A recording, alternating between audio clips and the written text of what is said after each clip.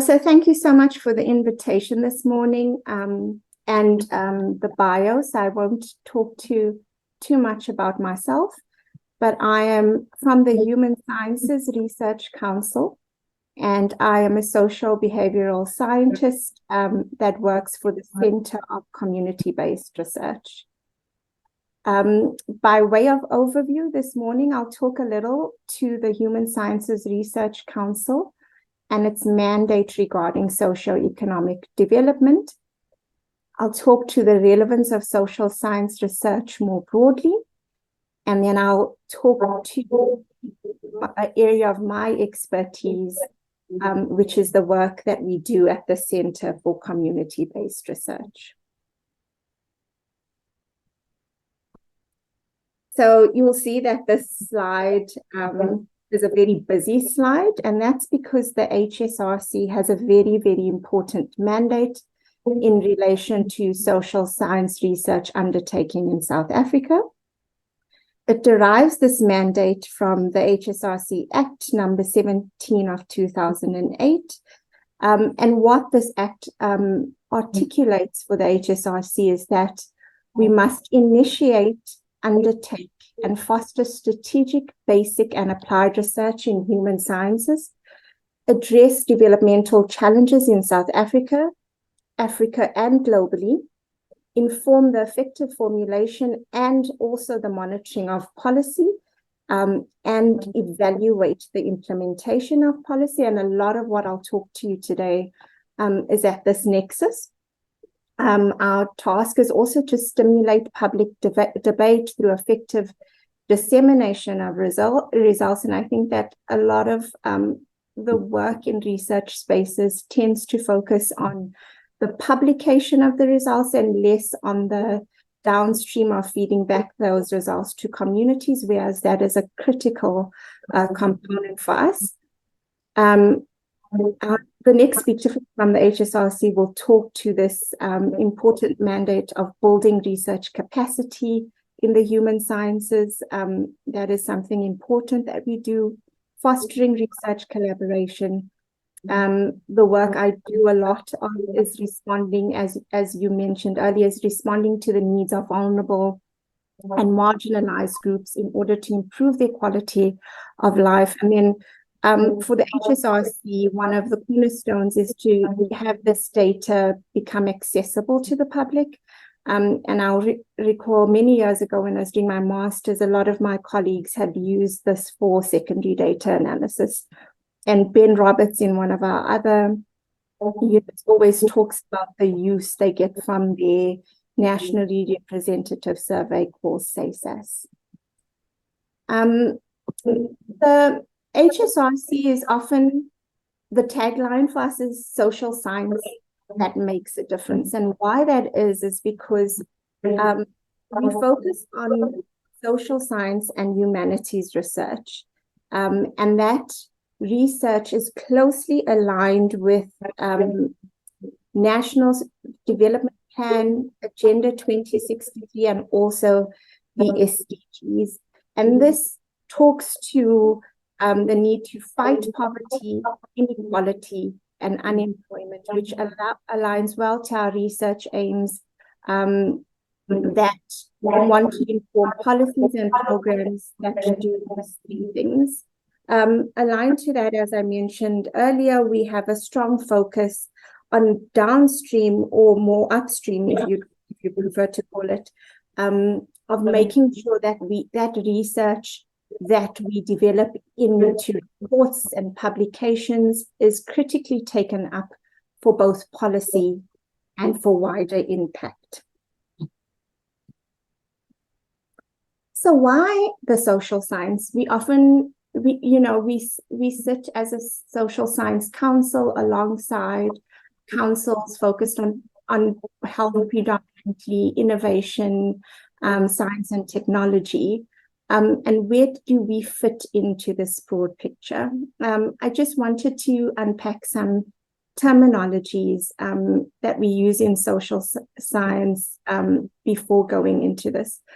And if you are like me, and I know in the introduction it was mentioned that we are in in difficult times as a country, difficult times as the world, we don't exist in isolation. So for me, I made sure not to check any Instagram post this morning because the mindset that it gets me in makes it really difficult to function sometimes, with all the conflict that is going on.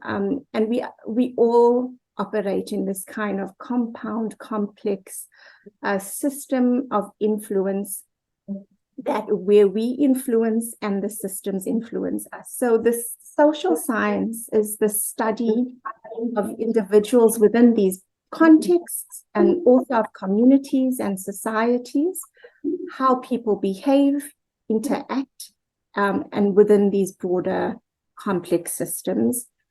Because humans and societies and systems are complex, we need multidisciplinary lenses when we do social science work. And if you come into any corridor at any office in the HSRC, you'll find psychologists like myself, geographers, sociologists, data statisticians, medical doctors, nurses, and this is because the social science demands a multidisciplinary analysis.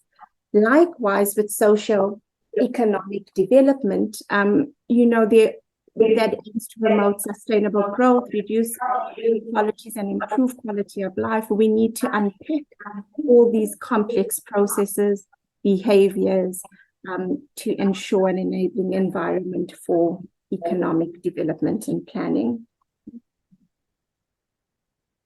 So why is it relevant to South Africa? As South Africans, we are very familiar with a paradox of life. And I've put this picture of Alexandra Township and Sandton in Johannesburg to highlight that. We live in high levels of poverty and inequality and unemployment.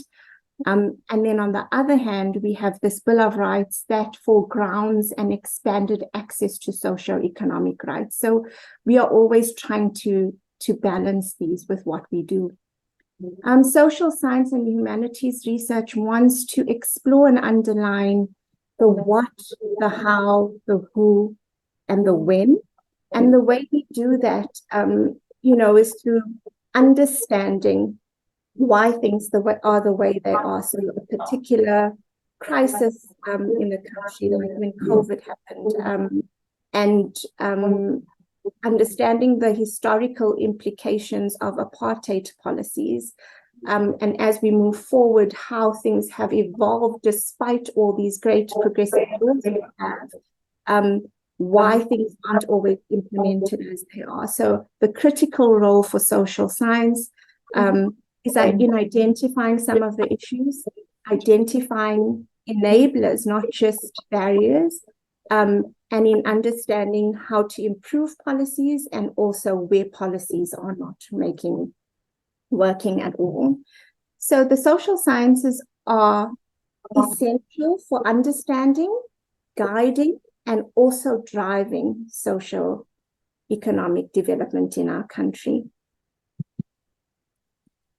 So from what I've mentioned before, not only is our human resources diverse in their lenses and in their backgrounds, but within the HSRC, we have multiple units, centers, and divisions, each foregrounding different aspects of social science, but with the underlying aims to address those three barriers of poverty, inequality, and unemployment. IESA is a critical partner in ensuring stakeholder collaboration in South Africa and beyond. So Africa is a key partner there. You would probably be very familiar with the work of CESTI, who does a lot of our innovation innovation surveys, and they do a national one yearly.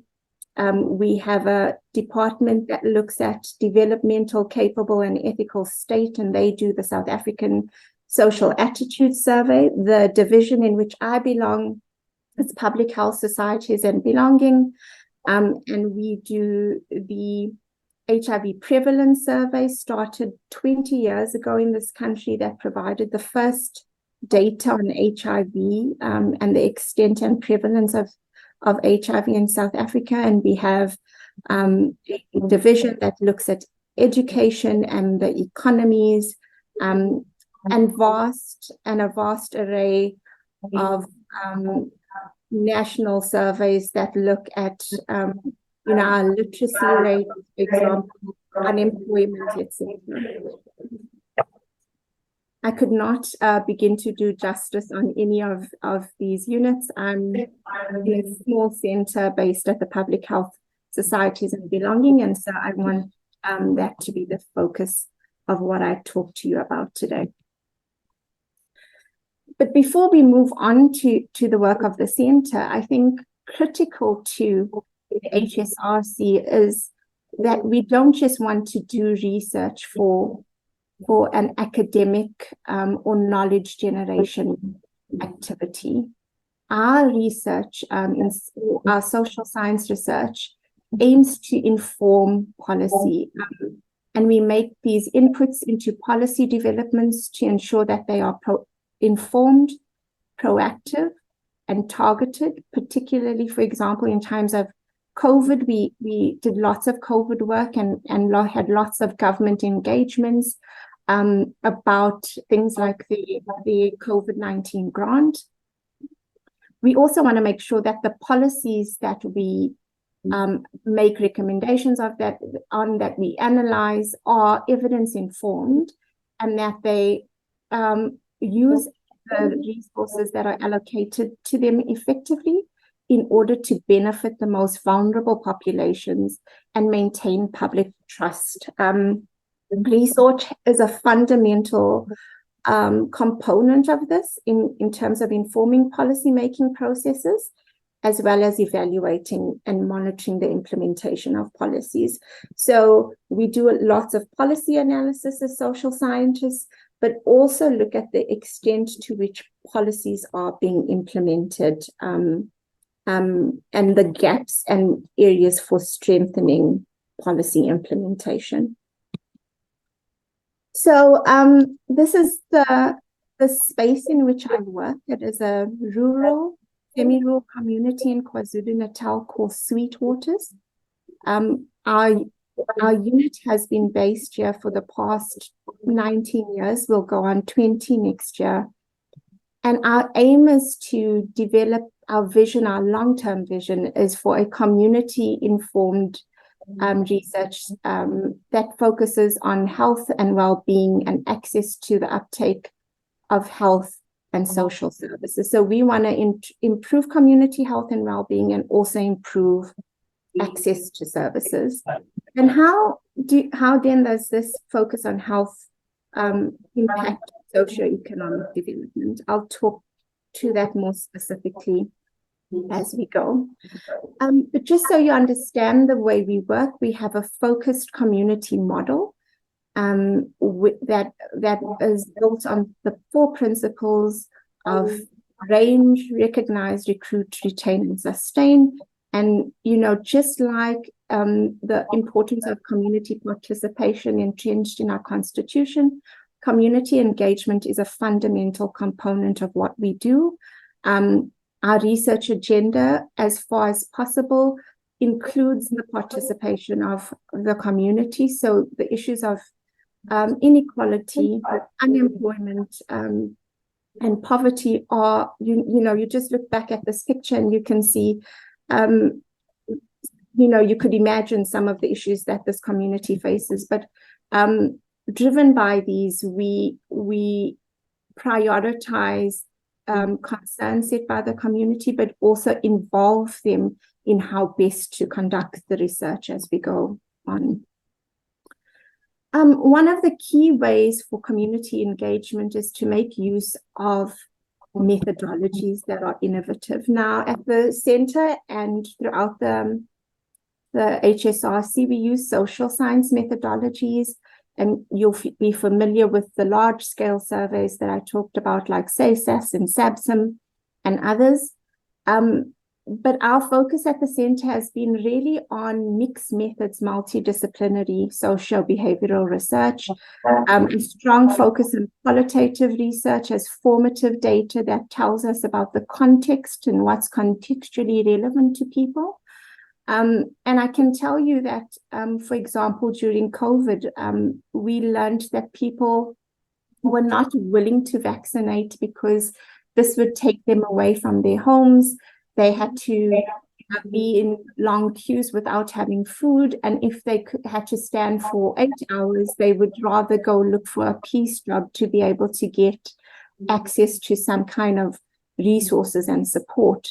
And so in this way, a lot of this formative, engaging research helps us to identify how to intervene. Another such example, with some of our COVID vaccine hesitancy work, we use a method called expression sessions, and it's very flexible, very participatory. Participants are just asked to come with something that explains what it is, what their life experience is like at the moment. And during lockdown, we had people bringing up their wallet, which was completely empty, a financial statement from their business, which had to close down. And we were able to then engage further qualitatively about what this meant for their lives. And other participants could also talk about the impact that the pandemic had had on their lives. So I just want to show on the right, when you are in certain contexts, you have to make sure that your research is contextually informed. And initially, we went into this community with really sophisticated GIS maps to help us identify the route to and from school. And no one could relate to those maps. And people wanted to show us on their own through drawing what their life experience or their journeyed experience of navigating school journeys were. And so just making sure that your methodologies are always informed by the community and your research question, but also just our increasing use of participatory methods is because they minimize power imbalances and put the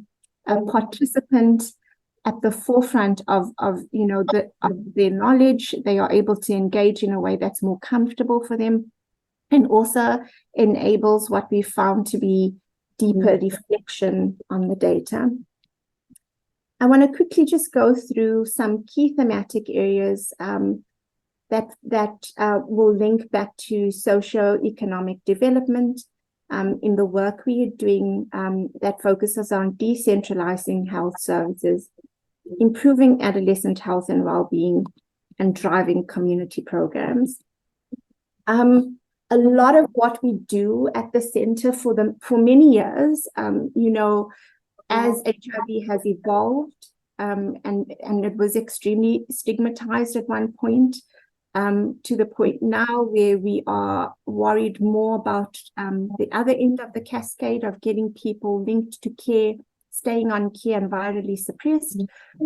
We have focused on taking HIV and TB care to people in communities and out of brick and mortar facilities because of access in particular communities where service delivery is low, access to electricity is low, access to money is low. So there's high unemployment, high poverty. People don't have money to go to clinics.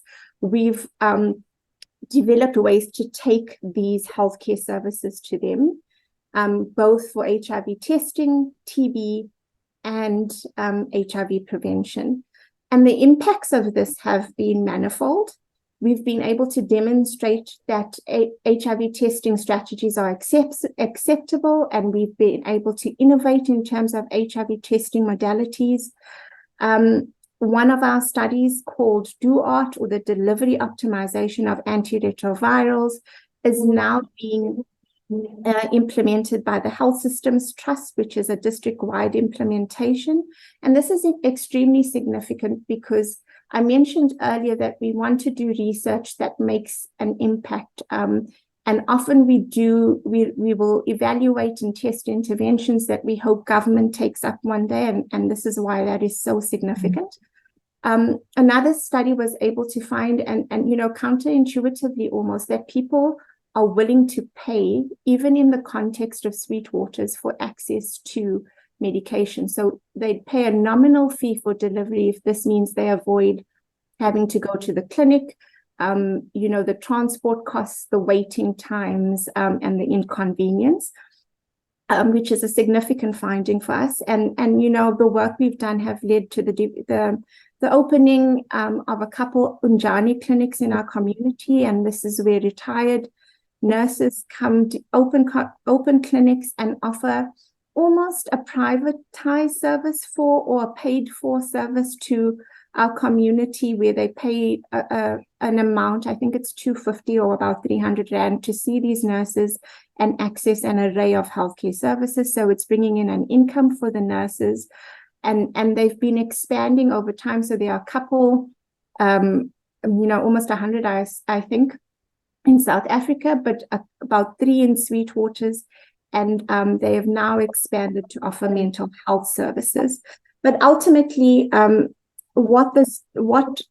doing this decentralized health service has done has improved access and uptake to healthcare, and we all know how much healthcare takes out of our GDP. So it's an important contribution there. Dr. Essack, you have 4 minutes to complete. I'm almost done. Our second area is in improving health and well-being. We've done some participatory methods to engage young people, and unemployment has been high on their agenda, but also sexual violence. And through this early formative research, we got funding to develop a walking school bus intervention where children are chaperoned to and from school every day, and we found that it's not completely effective, but it helps manage some school-related gender-based violence. And because we are in a context where there is limited funding to provide actual transport to and from school, this is a cost-effective solution to protect children. And then finally, I spoke about the importance of having research with communities. We do not always get, because we have our agenda that's focused on those 3 important issues for the HSRC and for ourselves. We have worked somewhat aligned with the community to develop certain projects, including career days, vegetables, growing of vegetables, the walking school bus. We took the data from that study and are now implementing it in the community. And in this ways, young people have been able to start their own businesses, and vertical tower gardens have been implemented. People exchange this with each other. Some people are selling their vegetables to others. And, importantly, we recruit staff where feasible from our community. So for all our projects, we have 180 staff, and many of them are recruited from our own community. So there's an important focus there on youth-linked jobs and employment and capacity building. So the 3 take-homes I want to highlight is that social sciences are essential for understanding, guiding, and driving socioeconomic development, that we must take a holistic, multidisciplinary approach, which is required to address all the pressing challenges in our country, and that to do this, we need social science because it's fundamental to relevant, responsive interventions and for evaluating how well these are implemented. Thank you very much for your time.